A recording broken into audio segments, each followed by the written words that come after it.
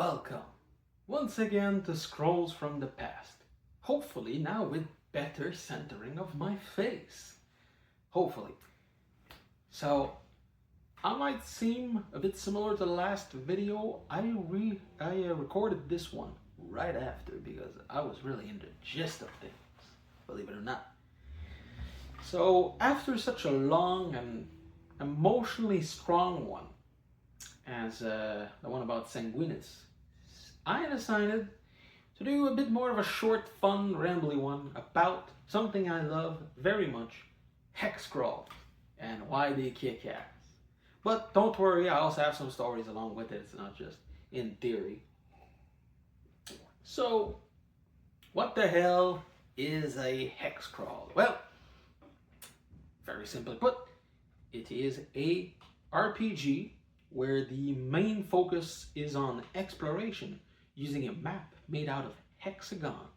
Yes. So instead of squares or just a pawn moving arbitrarily, every hex is the same size. So you can look at a map, see, all right, we want to go to point A from point B. That's exactly how many kilometers or miles if you're wrong. And we can just go that there. And then each hex, as they're generally referred to, will contain all kinds of beasties, random encounters, dungeons, villages, whatever the hell you want. And they're fucking awesome as far as I'm concerned. But why are they so cool? You might ask, they're just shapes on a map. Well, it's much more than that. It's about a state of mind, personally. A hex crawl means a game that is open. It means it's on the player's onus to move around and to find what the hell they want to do. And I think one of the finer hex crawls to introduce players to this is this one here, Forbidden Lands by Free League, or Free League if you want to be fancy. So, what is Forbidden Lands? Well, it's a tabletop RPG that comes in a nice book with a nice amount of things, character sheets, and all kinds of stuff. I personally, when I bought it, the box set doesn't actually come with that much compared to newer Free League stuff, but it did come quite a bit, you know, character sheets and the like. I added custom dice, which... how did they look exactly? I think I made them out of wood. Yeah, I did. Yeah, as you can see, some of these are just painted cubes. Some of these are unpainted with the 1 and the 6 and nothing else. Because that's kind of the gimmick of Free League, is that you either get a 6 or you get a 1, or that's it. Nothing else matters. And then seems like there's a D12 and some other things in there. You have initiative cards, which I appear to have printed and sliced because it didn't come with them. There's also a melee combat system that uses cards. Nobody used that, and I didn't. I even made quite a few things for it, and I think that's where the first story is. Wait, no, that's the wrong one. That's a booklet I printed to add custom races, because that is it, you can only play a human. Oh, there it is. Powder and Grimstone. The first ever adventure module I published. Was it the first? Yeah, it was the first. What is Powder and Grimstone? Well, it's pretty simple. It had rules to the games for firearms, as well as adding a custom class that is more focused on firearms, which is the Outlaw. Yeah, there he is, right on the middle page. It's a bit small. I might show some scans if I'm not feeling lazy. But there's not too much. It's just text. There's a few images. You have matchlocks, grape guns. I actually did a ton of research to make this.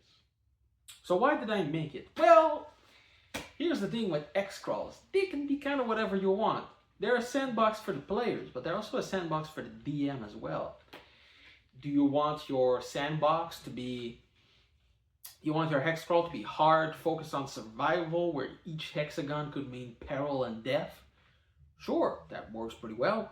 You want it to be more light and breezy, with some funny encounters or some reoccurring characters? That works too. You can have it as more of a tactical dudes on a map kind of thing, where you see a bunch of chits of where everybody else is, where you guys are, you're moving strategically, maybe the players and controlling a few different small legions of guys. That works too, and in fact that might be how it's intended, how the first editions of D&D are meant to be played once you reach level 10 and higher. It's debatable, but the campaign and wargame aspect of it might imply you to do such. And that's what's fun, you know? Do you want to add guns to yours? Different classes, a bunch of different new things for place trial? Sure. Forbidden Lands works well for this. It's got a good core base, but it leaves a lot of things intentionally for the DM to make up, right? It'll give you places. It'll tell you, yeah, there's this thing here. What is there? We don't know. You figure it out, or buy a module that they never made. You know, that works too. It's a good idea, personally, for a hex crawl. I'll show you the map in a bit. So yeah, I made this thing, Powder and Grimstone, and actually earned me quite a few amount of bucks. So I guess freely made a couple of monies off of my dime, which is interesting to think about. But yeah, the character himself, the outlaw, was more about, each class is like 3 paths, which are like subclasses, but not really. You get like 3 ranks, which give you abilities. One was part on intimidating people using the risk of a gun, which was inspired by I think it's a spin-off of Lisa, the sad RPG, where one of the characters has a revolver with a bullet in it, and all of his moves are based on intimidating people into not using his only bullet, because it's super rare. He's like the only one with a gun in the entire apocalypse. So he's just like, ooh, am I gonna do it? Ooh, motherfucker. It's just all about intimidating people with the gun, never shooting it. So I thought that was absolutely hilarious and a great idea for a gun class. So the other path are more about using guns or being an outlander, things like that. I added rules for strongholds, because that's another part that's very fun with Hexcrawls. And another thing that seems to be very strongly implied to be done with old school D&D, strongholds. You're meant to eventually, to the whims of the players of course, build a stronghold, a base of operations where you can build stuff, get better, and start sort of spreading out over the map. Not really controlling it, because the more rich your stronghold is, the more you risk being attacked. But sort of, you know, start having a base, place down your stuff, start crafting, things like that. I think that works really well. It's also why the Pathfinder extension, the can't recall the name right now, the Outland one, where you something King, not King's Landing, I can't recall. They made a video game about it recently. That one's a super favorite model, because you start on a hex map, you explore a big forest, and eventually you become king, and you start doing politics and stuff. It's a super fun idea. Let's see what else we got. New professions. Yep, that's a thing I printed. Oh yeah, Arms and Armor Compendium. I printed that because, again, the system is pretty simple and there's not too many weapons, but that's a thing in the other Free League thing. Yes. That one also fits well with Hexcrawls, Raven's Reckoning. This is not an extension, really. It's a calendar. It's a calendar. You use it to track days.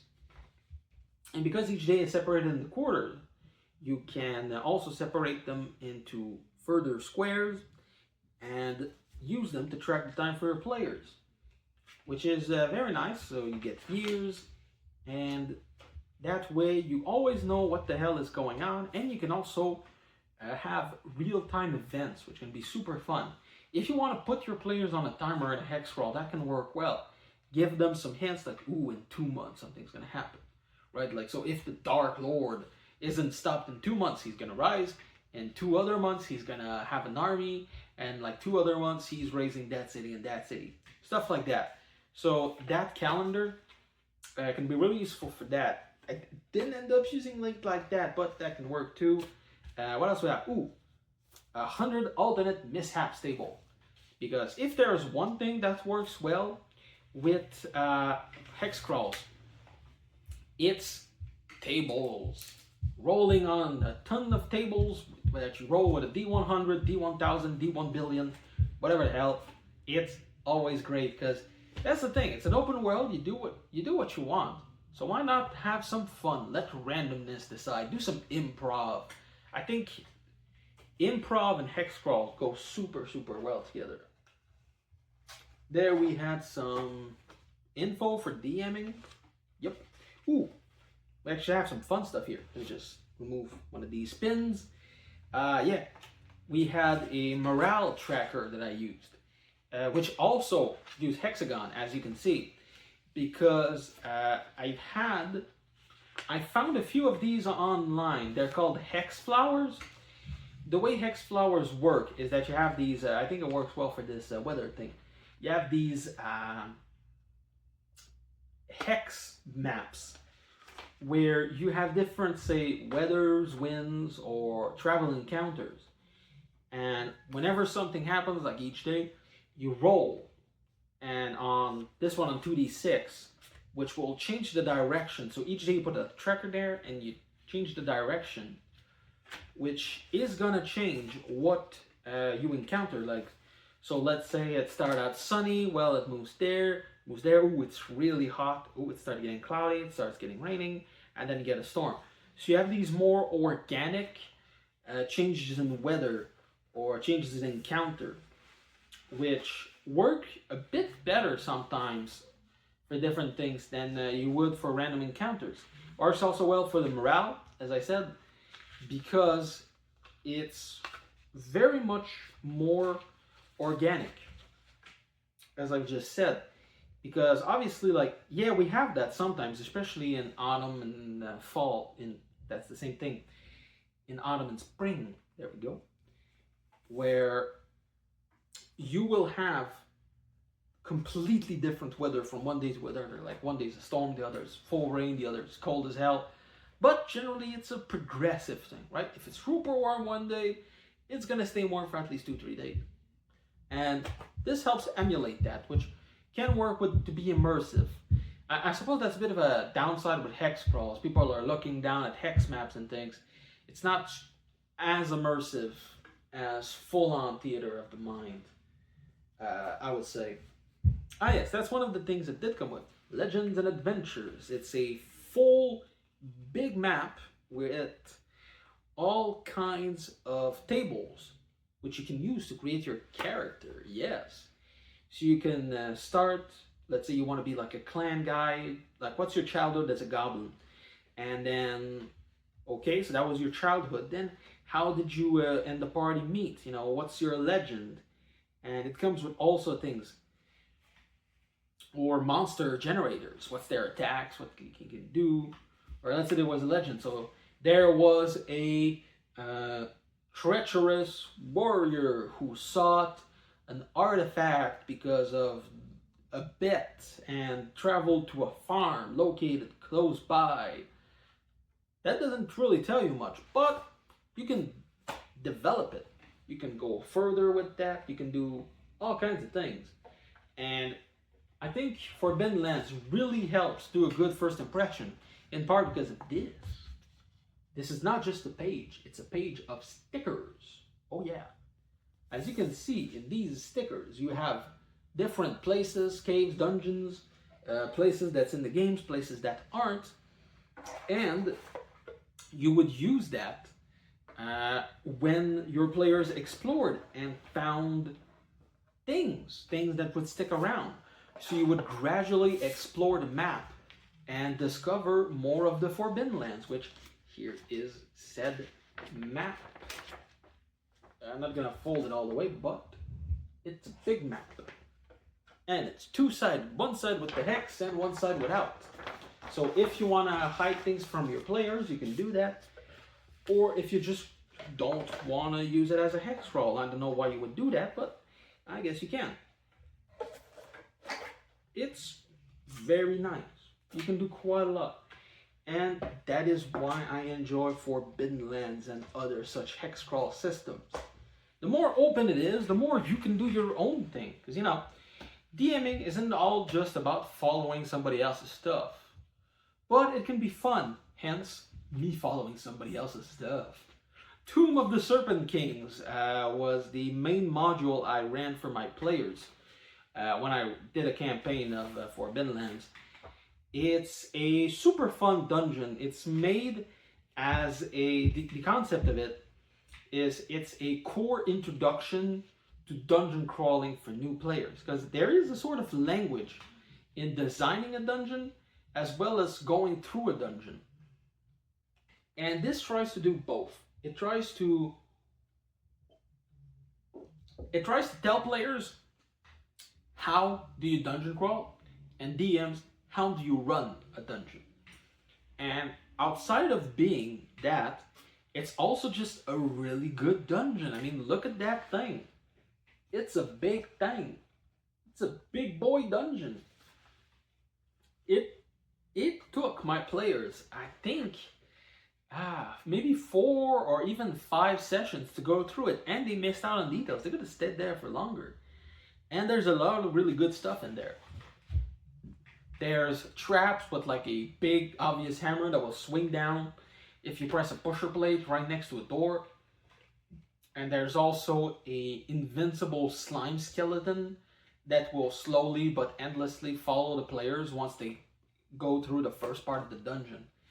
And there's no way of killing it, but my players guided the slime to the said big swingy hammer, and they triggered it when the pet was passing by, and he flew right into the crevasse at the end of it. This is, I wouldn't say there's an intended way of going through it, but I think this is the intended way of getting rid of the slime.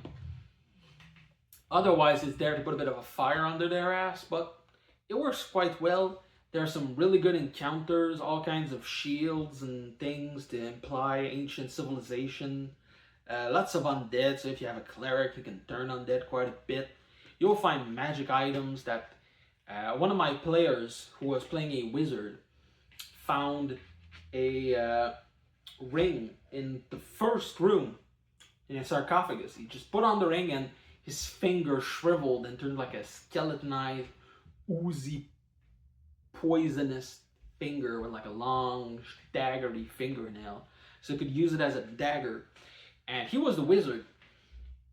And that was the start of his descent into a more like necromancery character. Like eventually, like he tied a skull to his staff, started talking to it, and he was interested in doing necromancy because magic in Forbidden Lands is, you know, it's pretty scary stuff. It's dark sorcery, you know, of the sword and sorcery kind.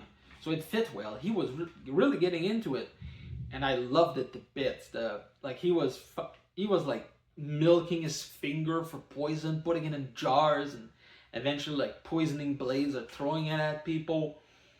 Like he was doing this kind of stuff like super well. He loved it. And the other players did as well, you know, because they're playing scoundrels, and generally in Forbidden Lands, they're not exactly heroes of the realm. They're just there for a quick buck, really. And so they went through that adventure. They looked through it quite a lot. As I said, they really enjoyed it. There's a single NPC in the cave who is the Xiximanter, the Lich. The last surviving member. Yes, it's all a very like squirreled pencil style, which is pretty nice. It gives the vibes, doesn't really give the strict shape, but it works well to give an idea to the players. And so Xiximanter, the Lich, is not hostile unless he knows that you've stolen ancient relics, and he didn't.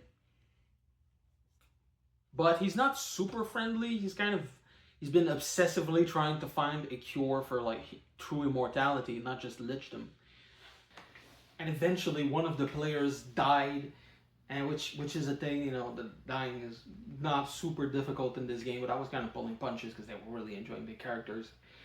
And one of the players ended up dying. You know, sad thing. I thought it was just gonna make another character, but as I said, they were really invested into this character, and so what they did, which really surprised me, is they took his corpse and they said, "All right, we're going back to Xiximanter, and we're gonna raise his ass because he's a necromancer. You could just raise him up. You can bring him back from the dead, right?" And they were on the other side of the map, so there's this whole adventure just to get there. They go back in the dungeon, find the entrance, find Xiximanter again, and they tell him, you know, "Can you bring our friend back?" And obviously, as a DM, you can't say no to that. They just did like a whole adventure. I can't just say, "Nah, I can't, fuck off, goodbye." And like that would just kill the game right then and there. So I was like, "Sure, but you gotta bring me some things." And they were like, "Ah, oh, god damn it." Because of course you gotta bring the necromancer some reagents if you want to bring back the fucking dead. So I have them go and get some ancient like undead crown or a thing like that. I can't quite recall. So they find it, they bring it back. This is again a whole other adventure, a whole other dungeon. They bring it back, and he raises them back from the dead as a vampire. That's the link from the last video. Big smart. Yeah, he raises him as a vampire. So now he looks like an undead. He smells like a corpse. He can't get out into the sun, and he has to drink blood to survive. If you wanted to bring back your character, it was gonna cost your ass. And I told him beforehand. And it did cost him greatly. Eventually, they heard rumors about a mask that can change your shape. So they went another fucking trek to find that thing so that he could, you know, not look like a corpse and actually go into town. At that point, the game kind of ended after that, but as you can see, it's easy to send your players into wild goose chases. You know, you tell them, "There's a thing over there, there's a magical relic, there's a rumor of a thing, there's a fucking beast in the water, in the lake, and in that lake, there's like the sword of an ancient warrior that tried to kill it and he died." And the players, they can't resist that shit. It's like flame to a moth. They're like, "You tell me there's a thing and I can go get it, and the only limit is that we have to just walk there." Obviously, it's never that simple, but as I said, it's like fucking candy. Generally, magic, to most people that have played Dungeons and Dragons, magic items are rare, elusive, and found without too much fanfare in the bottom of a chest in a random dungeon because the DM finally decided to roll on a loot table. Not so in a good hex crawl. These kinds of things, if you find, personally at least, if you find a magic item, it's either a minor thing, like the ring, as I said, or it should be something they're questing for, you know?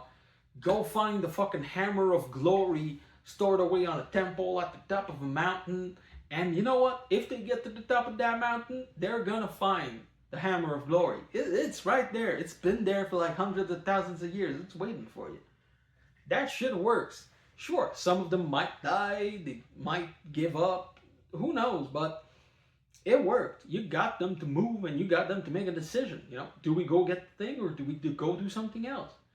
As long as it doesn't feel like they have to, like if they don't go get the thing or save the people or escort the noble, there's another adventure waiting for them. There's always something else to do. If you don't want to do that, then fucking don't. And that works too, you know.